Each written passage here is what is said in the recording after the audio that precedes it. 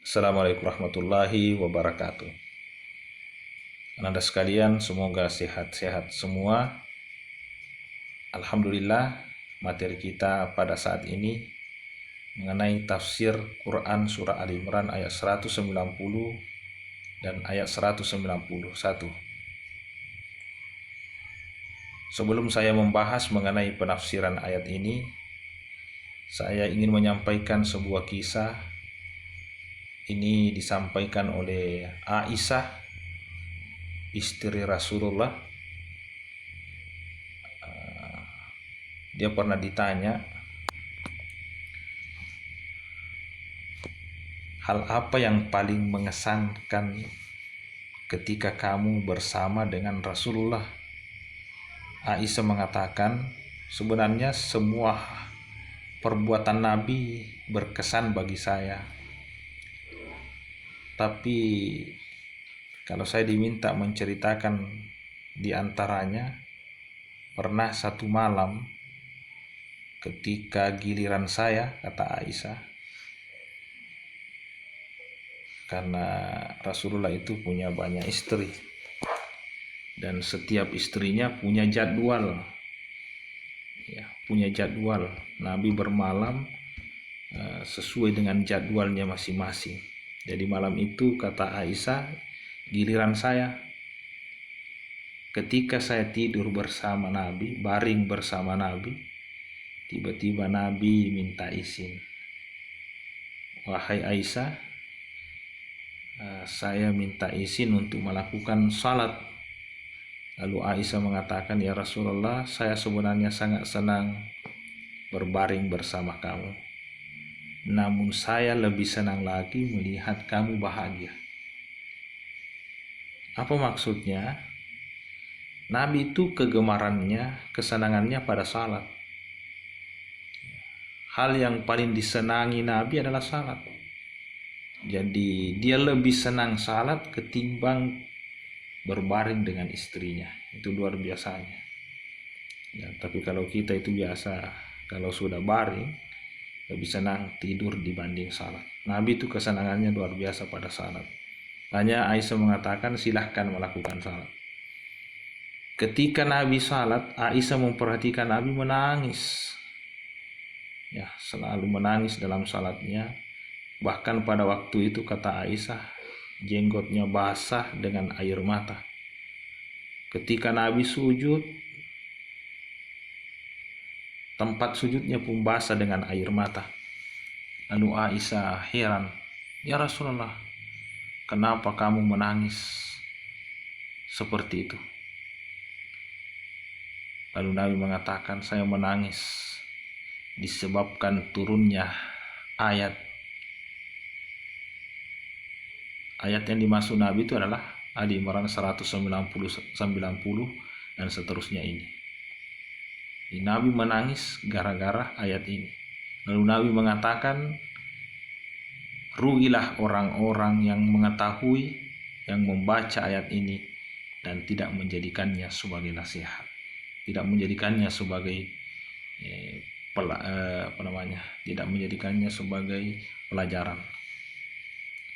Jadi Anda sekalian, ayat yang kita baca ini, yang kita akan pelajari ini, ya, ayat yang menurut Nabi, rugilah orang-orang yang tidak menjadikannya sebagai pelajaran atau nasihat.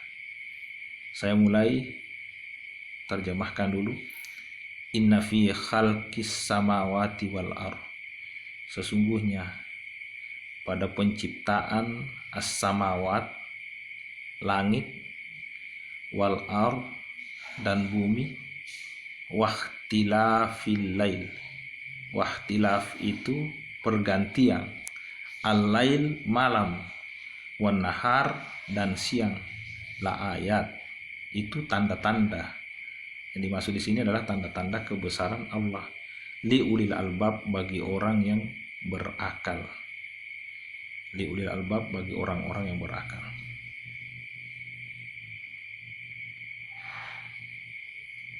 Kata khalqi dalam ayat ini minimal ada dua maknanya, yaitu penciptaan dan pengaturan. Jadi pada penciptaan dan pengaturan langit dan bumi, itu adalah tanda-tanda kebesaran Allah bagi orang-orang yang berpikir, bagi orang-orang berakal. Kenapa penciptaan langit bumi itu merupakan tanda kebesaran Allah? Dalam Al-Quran dan sains mengakui bahwa dulu bumi dan langit menyatu, kemudian terpisah dalam peristiwa dentuman Big Bang. Jadi karena peristiwa dentuman terpecah, itulah menjadi planet-planet, ya, benda-benda langit yang banyak itu dalam susunan tata surya itu adalah pecahan-pecahan yang awalnya bersatu. Kita bisa bayangkan sesuatu yang terpecah itu biasanya pecahannya sulit untuk dikendalikan, pasti berserakan. Contoh, gelas yang jatuh pecah, pasti pecahannya berhamburan, sulit dikendalikan. Tapi alam yang begitu besar ini terpecah, tapi ternyata Allah masih mampu menundukkannya, tidak saling bertabrakan. Maka hal inilah yang menunjukkan betapa kemahakuasaan Allah Subhanahu wa Ta'ala. Itu kalau orang mau berpikir. Inilah makna ayat ini. Pada langit, bumi, penciptaan, pengaturan ini, kalau kamu mau berpikir dengan baik, maka kamu bisa, ya, memahami betapa kekuasaan Allah. Siapa yang bisa mengatur siang dan malam, yang dengan disiplinnya kalau tiba waktunya malam, dan pada saat waktunya nanti tiba waktu pagi dengan teratur? Siapa yang mengaturnya kalau bukan kekuatan yang maha hebat, yaitu Allah Subhanahu wa Ta'ala. Tapi yang bisa memahami itu, yang mengerti itu adalah ulul albab. Makanya Allah mengatakan la ayatin liulil albab. Ya. Kita perlu paham siapa sebenarnya ulul albab itu.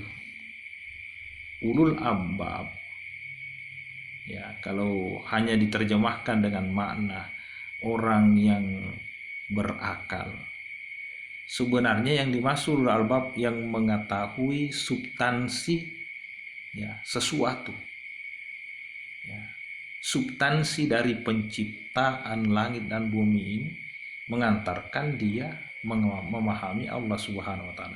Jadi ulul albab itu orang yang mampu memahami sesuatu menurut substansinya. Saya kasih contoh supaya kita paham.